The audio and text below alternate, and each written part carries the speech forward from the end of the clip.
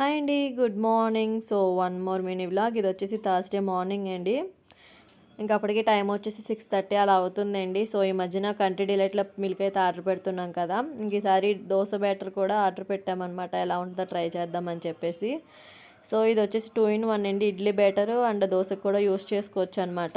ఇడ్లీకైతే కొంచెం ఇడ్లీ రవ్వ అనేది మిక్స్ చేసుకోవాలి. నేనైతే డైరెక్ట్‌గా ఏసేసాను నాకు తెలీక. ఒకవేళ దోస కనుక ఏసుకుందాం అంటే మాత్రం కొంచెం వాటర్, కొంచెం సాల్ట్ అయితే మిక్స్ చేసుకొని ఏసుకోవచ్చండి. దోస కూడా చాలా బాగా వచ్చింది. సో, నేనైతే ఇడ్లీ పెడుతున్నాననమాట.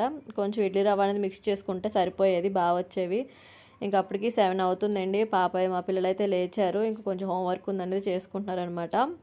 సో, తర్వాత పిల్లలైతే వెళ్ళిపోయారండి స్కూల్‌కి. ఇంక నేనైతే ప్రశాంతంగా పూజ అయితే కంప్లీట్ చేసుకున్నాను.